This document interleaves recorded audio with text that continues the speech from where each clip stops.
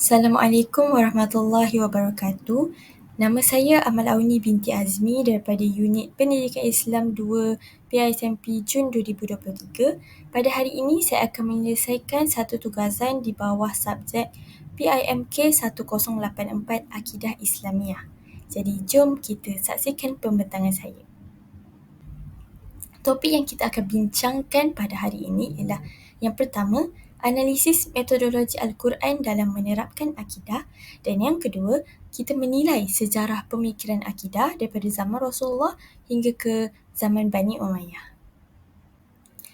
Okey, sekarang jom kita analisis metodologi Al-Quran dalam menerapkan akidah.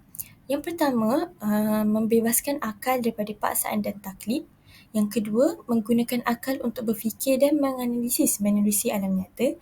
Yang ketiga, mendedahkan kepercayaan batil dan mengisbatkan kebatilannya. Dan yang keempat, membentangkan akidah yang benar dan mengisbatkan kebenarannya. Jadi, slide-slide yang seterusnya saya akan menganalisis kesemua empat-empat metodologi Al-Quran ini. Metodologi yang pertama ialah membebaskan akal daripada paksaan dan taklid. Apa itu paksaan dan apa itu taklid? Paksaan ialah tindakan memaksa atau memberi tekanan yang kuat kepada seseorang atau sesuatu untuk melakukan sesuatu yang mereka mungkin tidak mahu lakukan atau tidak bersetuju untuk melakukannya. Taklid pula bermaksud menerima atau mengambil pendapat orang lain tanpa mengetahui hujahnya mengikut Al-Quran atau Sunnah Rasulullah. Maksudnya taklid ni kita membuta tuli mengikut seseorang atau sesuatu hukum tanpa kita tahu asal usul ataupun bukti hujah tu daripada Al-Quran dan Al-Sunnah. Jadi amatlah penting untuk membebaskan akal kita daripada bertaklid supaya kita ni ada kebebasan untuk berfikir. Dan dalil-dalil Al-Quran ada menerangkan taklid ni sebenarnya menghalang akal manusia daripada mencari kemajuan dan kebenaran. Dalil yang kita boleh bawa untuk hujah membebaskan akal daripada taklid ialah daripada surah Al-Baqarah ayat 170, maksudnya, dan apabila dikatakan kepada mereka, ikutilah apa yang telah diturunkan oleh Allah. Mereka menjawab, tidak, bahkan kami hanya menurut apa yang datuk nenek kami lakukan. Patutkah mereka menurutnya walaupun datuk nenek mereka tidak memahami apa pun tentang perkara agama dan tidak pula mendapat petunjuk hidayah daripada Allah Subhanahu Wa Taala. Daripada surah Al-Baqarah ayat 170 ni, kita boleh kata yang bahawa Allah ni dah ajak dan mereka untuk ikut apa yang telah diturunkan oleh Allah, yakni dalam wahyu lah, dalam Al-Quran, iaitu perkara-perkara yang benar, tapi mereka menolak. Mereka hanya nak ikut ajaran nenek moyang mereka sahaja. Sedangkan ajaran nenek moyang mereka tu tak ada pun tentang perkara-perkara agama yang benar, yakni agama Islam, dan nenek moyang mereka tu tak ada pun dapat petunjuk hidayah daripada Allah. Jadi dari sini kita boleh tengok yang bahawa orang-orang dahulu, orang-orang Yahudi dahulu, mereka mengikut ajaran nenek moyang mereka tanpa sebarang bukti daripada Al-Quran dan As-Sunnah yang mengatakan bahawa ajaran nenek moyang mereka tu adalah ajaran yang benar. Bagi membebaskan akal daripada paksaan, saya bawakan dalil daripada surah Al-Baqarah ayat 256 yang bermaksud tidak ada paksaan dalam agama Islam kerana sesungguhnya telah nyata kebenaran Islam dari kesesatan, yakni kufur. Oleh itu, sesiapa yang tidak percayakan tauhid dan ia pula beriman kepada Allah, maka sesungguhnya ia telah berpegang kepada simpulan tali agama yang teguh yang tidak akan putus. Dan ingatlah, Allah Maha mendengar lagi Maha mengetahui. Daripada surah Al-Baqarah ayat 256 ni, kita boleh kata bahawa dalam agama Islam ni tak ada sebarang paksaan pun. Kerana kita semua maklum yang bahawa agama Islam ni adalah agama yang benar. Agama yang jauh daripada kesesatan ataupun kufur. Oleh itu, siapa yang beriman kepada Allah ni, beriman dengan agama Islam, tak ada paksaan dalam agama Islam selagi mana dia mengikut syariat-syariat yang telah ditetapkan. Metodologi yang kedua ialah menggunakan akal untuk berfikir dan menganalisis menerusi alam nyata. Jadi, berdasarkan Al-Quran ni, Al-Quran dah iktiraf akal manusia ni sebagai jalan kita untuk berfikir. Dalam Al-Quran telah mengajak kita untuk menggunakan akal kita untuk berfikir tentang akidah-akidah ni. Jadi, Al-Quran ni dia menerapkan akidah, menerapkan pemahaman akidah ni melalui dorongan akal untuk berfikir dan menganalisis menerusi alam nyata. Jadi bila kita tengok gunung, kita tengok langit, kita tengok alam-alam sekeliling kita, kita boleh menganalisis tentang kebesaran Allah, tentang ketauhidan Allah, keesaan Allah, kebesaran Allah kan. Jadi bila kita berfikir ni, kita dapat mengkaji bukti serta tanda kekuasaan Allah SWT ni, sekaligus kita dapat buat penilaian sama ada sama ada berkaitan kebenaran atau kesesatan. Jadi bila kita menggunakan akal kita untuk berfikir menganalisis menerusi alam nyata ni, kita dapat bezakanlah yang mana yang betul dan yang mana yang salah. Jadi dalil yang boleh saya bawa ialah daripada surah Ali Imran ayat 189 hingga 190. Maksudnya, dan bagi Allah jualah kuasa pemerintah langit dan bumi, dan Allah Maha Kuasa atas tiap-tiap sesuatu.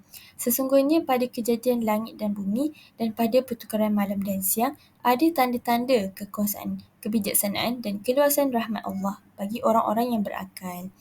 Jadi daripada surah Ali Imran ayat 189 hingga 190 ni, kita boleh jelaskan bahawa kalau kita gunakan akal kita sebaik mungkin, kita menganalisis kejadian langit dan bumi, macam mana pertukaran malam dan siang, kita boleh lihat tanda-tanda kekuasaan Allah tu.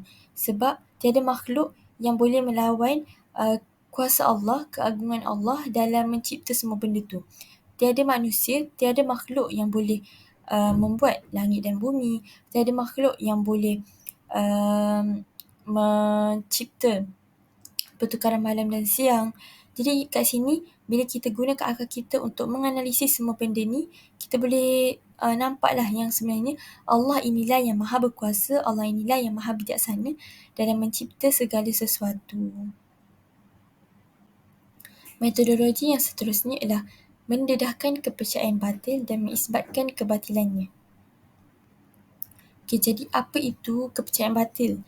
Kepercayaan batil ni sesuatu itikad atau kepercayaan yang bercanggah dengan nas-nas syariah dan Al-Quran dan As-Sunnah. Contoh-contoh akidah yang batil ni menolak keesaan Allah, mensyirikkan Allah, menafikan kerasulan Nabi Muhammad dan mempunyai unsur khurafat dalam amalan.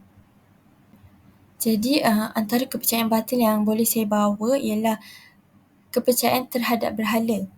Kita boleh lihat daripada surah Al-Maryam ayat 81, maksudnya, dan mereka telah memilih Tuhan-Tuhan selain Allah agar Tuhan-Tuhan itu menjadi pelindung bagi mereka. Jadi kita boleh tahu kat sini yang orang Yahudi, orang kafir ni, mereka telah memilih Tuhan selain Allah, yakni berhala-berhala untuk menjadi Tuhan mereka sebagai pelindung mereka.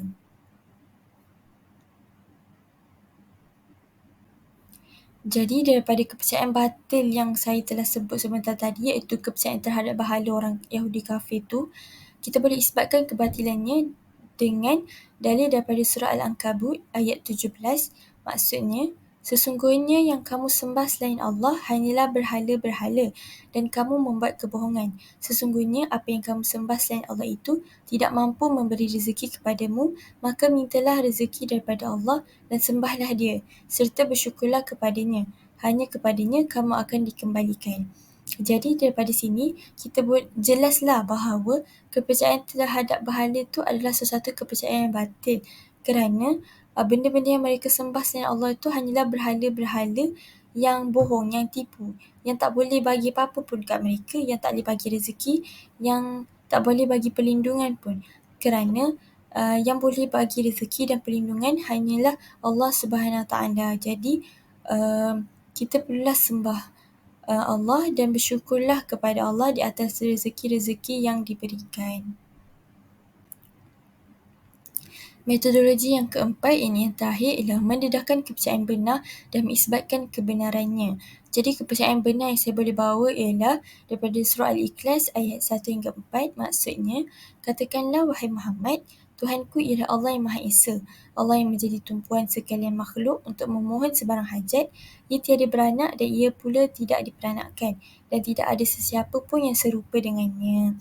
Jadi daripada surah Al-Ikhlas ni, kita boleh tengok yang kita perlu percaya adalah satu kebenaran ialah bahawa Allah ini Maha Esa. Allah lah tempat kita memohon sebarang hajat. Allah tidak beranak dan Allah pula tidak diperanakkan. Dan tak ada satu benda pun yang sama dengan Allah. Jadi inilah satu kepercayaan benar yang kita kena berpegang teguh sebagai seorang umat Islam. Jadi kebenaran yang saya boleh buktikan lagi daripada dalil sebelum ni ialah daripada surah Al-Anbiya ayat 22. Seandainya pada keduanya di langit dan di bumi ada Tuhan-Tuhan selain Allah, tentu keduanya telah binasa. Maha suci Allah yang memiliki arash dari apa yang mereka sifatkan. Jadi daripada surah Al-Anbiya ayat 22 ni, kita jelas nampak yang Allah itu Maha Esa, Allah itu tunggal.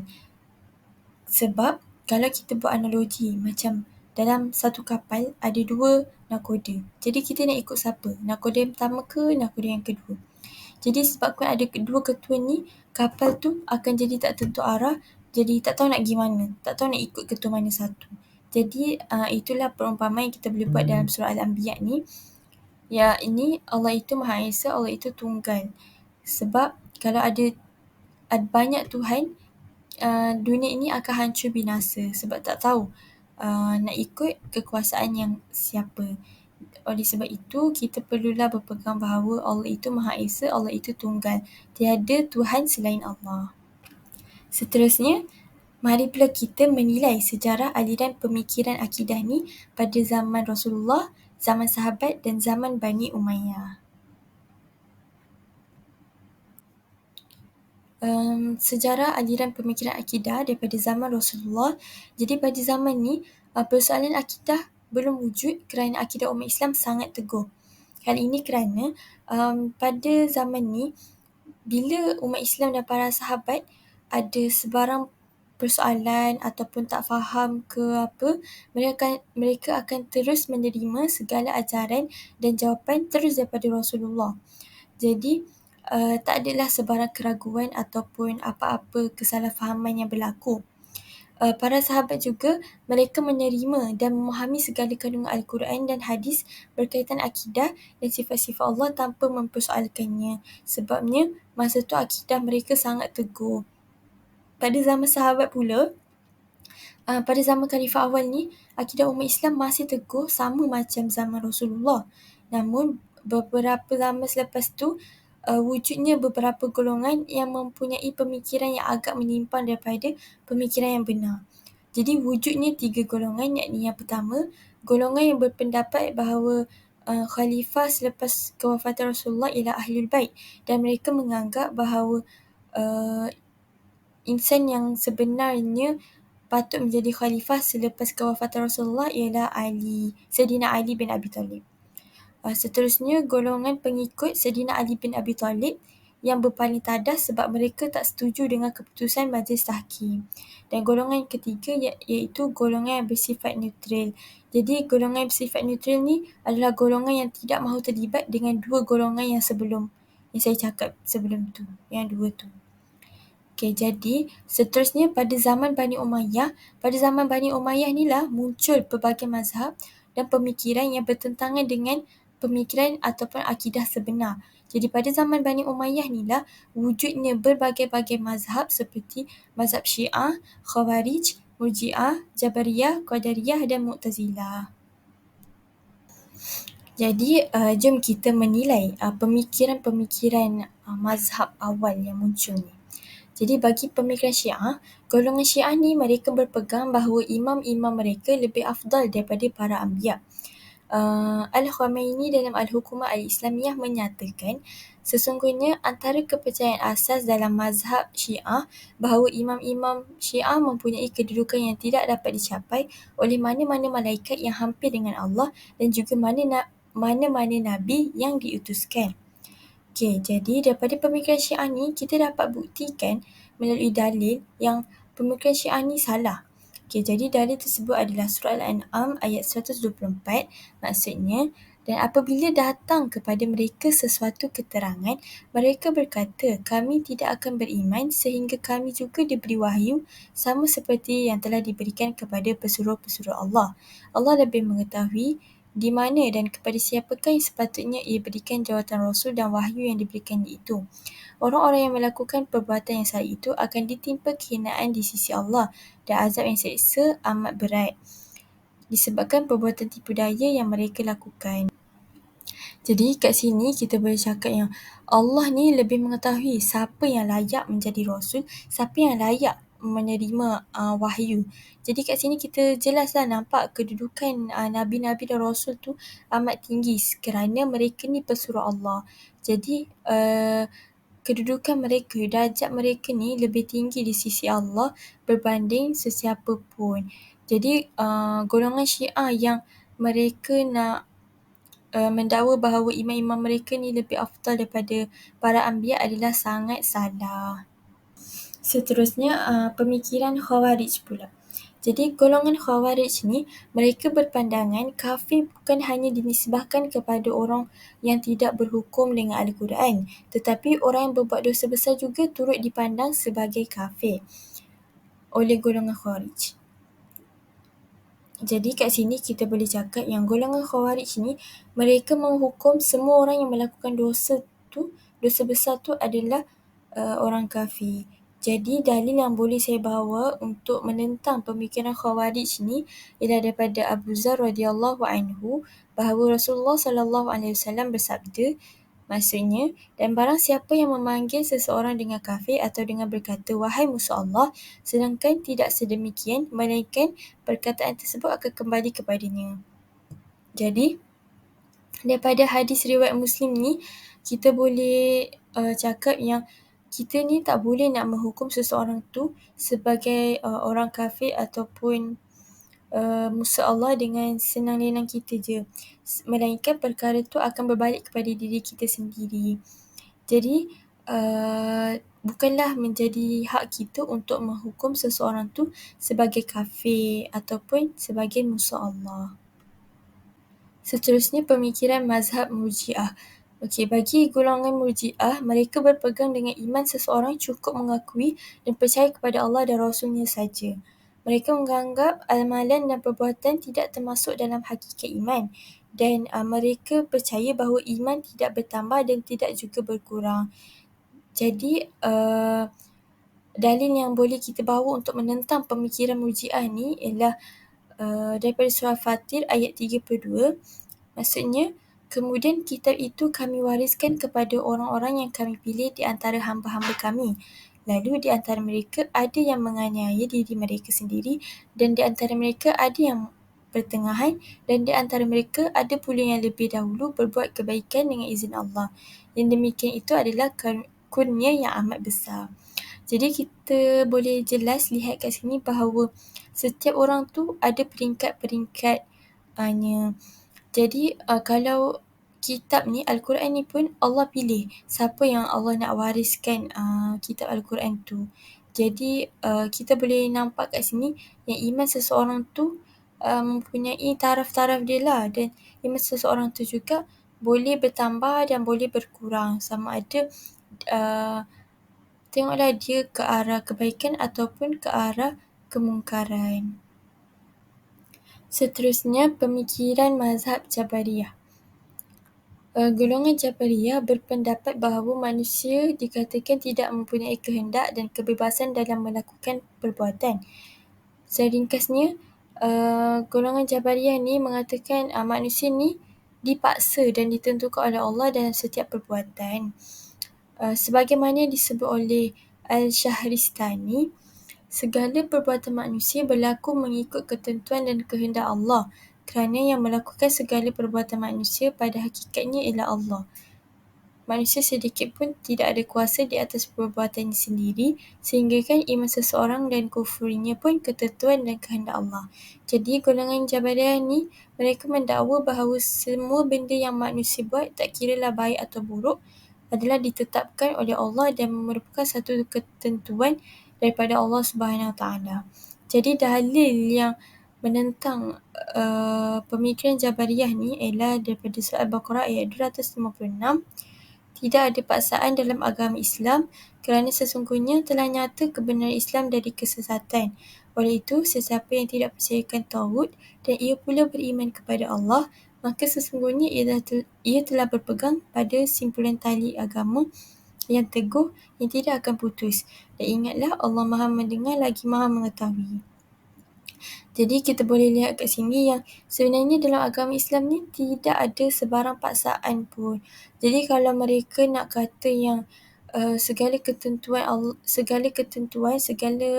perbuatan manusia ni adalah disebabkan ketentuan dan kehendak Allah SWT, jadi benda tu salah. Sebab manusia, bukan semua benda yang manusia buat tu adalah paksaan daripada Allah. Ada benda yang manusia buat tu hasil daripada pilihan kita sendiri. Sama ada kita nak buat benda baik ataupun benda buruk. Seterusnya, mazhab Qadariyah. Jadi mazhab Qadariyah ni adalah mazhab yang berlawanan dengan mazhab Jabariyah. Golongan Qadariyah ni, mereka berpegang bahawa Allah tidak mempunyai campur tangan dengan segala perbuatan manusia. Golongan Qadariyah mempercayai bahawa manusia bebas bertindak dan melakukan apa sahaja tanpa kaitan dengan kuasa Allah. Jadi kalau Jabariyah ni, mereka kata bahawa Allah lah yang menentukan segalanya, manakala Qadariyah pula mereka mengatakan bahawa segala yang dilakukan manusia tidak ada campur tangan dengan Allah. Jadi dalil yang kita boleh buktikan bahawa pemikiran mereka ni adalah pemikiran yang salah ialah daripada surah Al-Mursalat ayat 22 hingga 23. Maksudnya, sampai waktu yang ditentukan, lalu kami tentukan bentuknya, maka kamilah sebaik-baik yang menentukan.